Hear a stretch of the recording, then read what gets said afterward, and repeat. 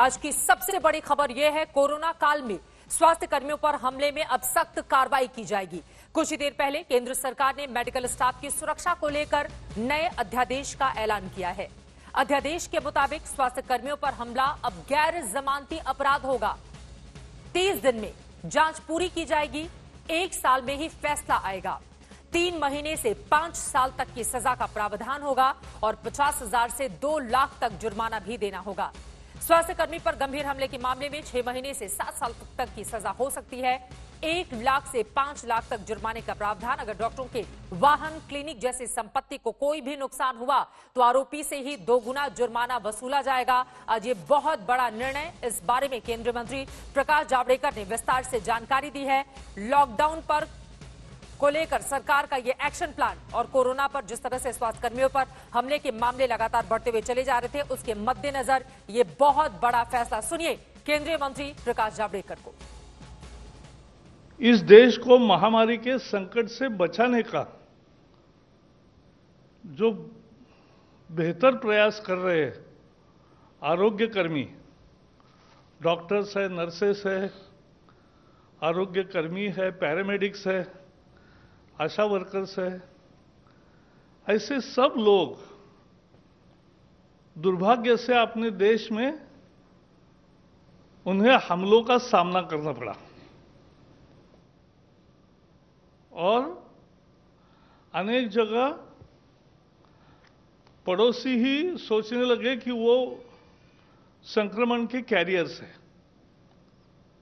ये दुर्भाग्यजनक पहलू है। तो इसलिए आरोग्य कर्मियों के खिलाफ कोई हिंसा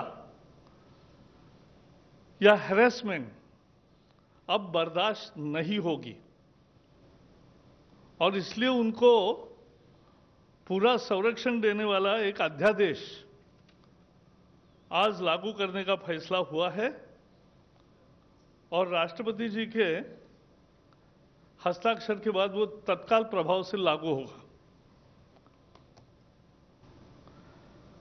महामारी के संकट से जूझने वाले योद्धाओं को देश जब उन्हें सलाम कर रहा है, कुछ लोग उन पर हमले कर रहे हैं, कुछ लोग उन्हें संक्रमण फैलाने वाले समझ रहे हैं और ऐसी हिंसा या त्रासदी नहीं चलेगी, यह देखना पूरे समाज का और इसलिए सरकार का काम है। इसलिए जो महामारी बीमारी कानून था, एपिडेमिक डिसीजेस एक्ट 1897, बहुत पुराना कानून है। उस कानून के तहत 123 साल पहले वाला कानून है।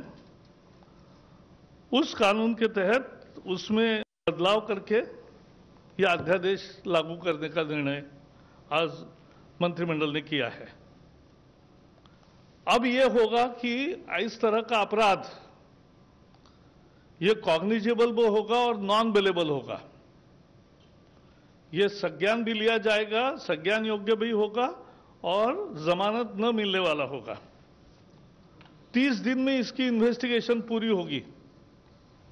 सीनियर इंस्पेक्टर के लेवल पे ही इन्वेस्टिगेशन होगी और 1 साल में फैसला आएगा और सजा भी कड़ी सजा का प्रावधान किया है। 3 महीने से 5 साल सजा हो सकती है अगर इन पर हमले हुए या कोई नुकसान किया और 50,000 से 2 लाख रुपए तक का जुर्माना देना पड़ सकता है। 50,000 से 2 लाख रुपया केसेस के ग्रेविटी पर तय होता है।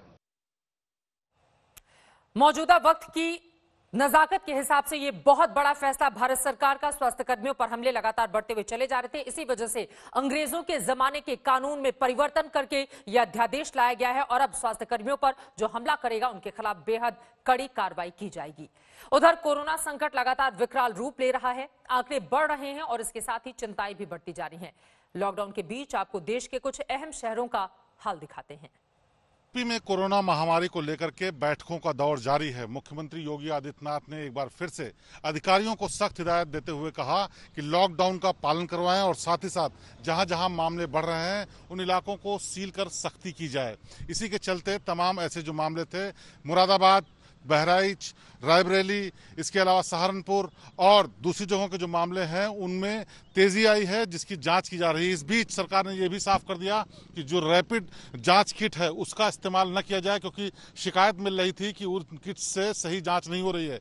उसकी तस्दीक तब हुई जब कोटा से आए हुए छात्रों की किट में जांच करने के बाद सबकी रिपोर्ट निगेटिव आई। कोरोना की महामारी के बीच जिस तरीके से गुजरात में कोरोना के केसेस, जो कि पॉजिटिव केसेस है, वो बढ़ रहे हैं, उसे देखते हुए अहमदाबाद की सिविल अस्पताल में आई हुई किडनी अस्पताल ने एक मल्टीप्लेक्सर बनाया है जो कि वेंटिलेटर के साथ कनेक्टेड रहता है।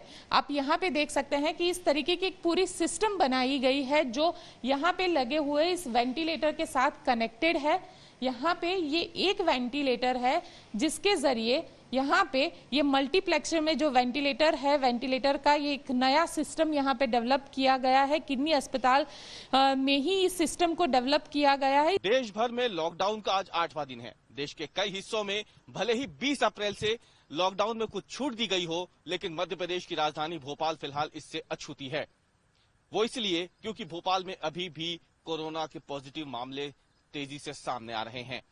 हम इस वक्त हबीबगंज रेलवे स्टेशन के पास के इलाके में मौजूद है। तस्वीर अगर आपको देखनी हो कि कैसे सख्ती से अभी भी यहाँ लॉकडाउन का पालन हो रहा है तो वो हम आपको दिखाते हैं। ये होशंगाबाद रोड है। भोपाल की सबसे व्यस्त सड़क ये मानी जाती है, जहां से लोग होशंगाबाद और फिर आगे बैतूल से होते हुए नागपुर, छिंदवाड़ा की तरफ जाते हैं। लेकिन यहाँ पे आप देखिए, ये बैरिकेड लगा दिया गया है जो इकलौता यहाँ पे वीर सावरकर सेतु है वहां पर, और इस बैरिकेड के बाद अब आप आगे नहीं जा सकते। देखते ही देखते गुजरात में कोरोना का ग्राफ तेजी से बढ़ रहा है। महाराष्ट्र और दिल्ली के बाद गुजरात तीसरा ऐसा राज्य है जहां कोरोना संक्रमित 2000 के पार पहुंच गए हैं। कल गुजरात में 239 नए मरीज सामने आए। सबसे ज्यादा मरीज अहमदाबाद से हैं, जहां कोरोना मरीजों की कुल तादाद 1300 से ज्यादा है।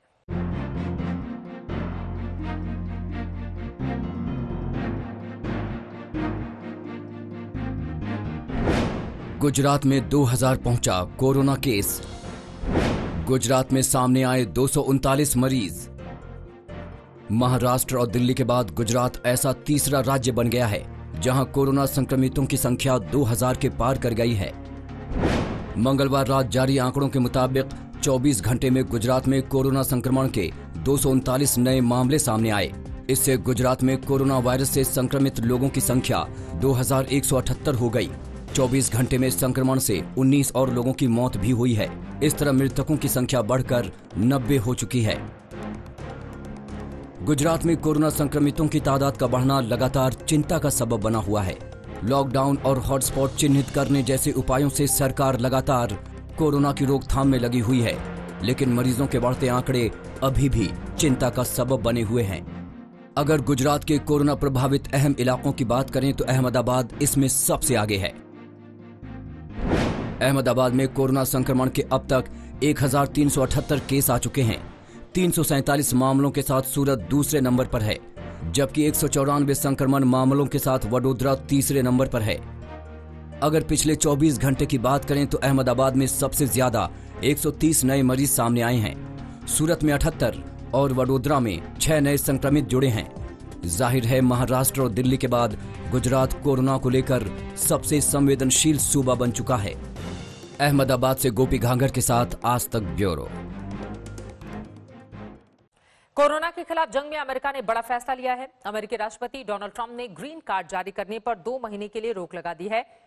इस रोक का असर भारतीयों पर पड़ने के आसार दिखने लगे हैं।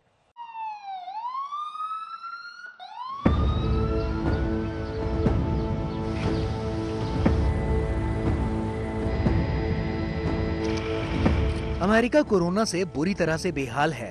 कोरोना के मामले 8 लाख के करीब पहुंचने वाले हैं। मौत का आंकड़ा 42,000 पार कर चुका है। पूरा देश ठप है। लाखों लोग घरों में बैठे हैं। एक तरफ संकट कोरोना से देश को उबारने का है तो दूसरी तरफ चुनौती अर्थव्यवस्था को संभालने की। इस दिशा में अमेरिकी राष्ट्रपति डोनाल्ड ट्रंप ने आज एक बड़ा ऐलान किया। अमेरिका ने 60 दिनों के लिए अप्रवासन पर रोक लगा दी। इस फैसले का मतलब है कि अमेरिका में अब अगले 60 दिनों तक किसी भी बाहरी व्यक्ति को बसने की इजाजत नहीं दी जाएगी। ट्रंप के मुताबिक कोरोना वायरस की वजह से अर्थव्यवस्था पर खड़े संकट को देखते हुए ये फैसला लिया गया है। इस फैसले का मकसद अमेरिकियों को रोजगार दिलाना है। The noble fight against the invisible enemy has inflicted a steep toll on the American workforce. As we all know, millions of Americans sacrificed their jobs in order to battle the virus and save the lives of our fellow citizens. We have a solemn duty to ensure these unemployed Americans regain their jobs and their livelihoods. Therefore, in order to protect American workers, I will be issuing a temporary suspension of immigration into the United States. वैसे तो ये 60 दिनों की अस्थायी रोक है और lockdown की वजह से वैसे भी आने जाने पर बैन है, लेकिन अगर इसे बढ़ाया गया तो भारत को इससे नुकसान पहुंच सकता है। भारत से हर साल हजारों लोग नौकरी की तलाश में अमेरिका का रुख करते हैं। अमेरिका में कोविड-19 बहुत तेजी से फैला है। अब तक 7,88,920 केस सामने आ चुके हैं, जिनमें 42,458 लोगों की मौत हो चुकी है। आज तक ब्यूरो।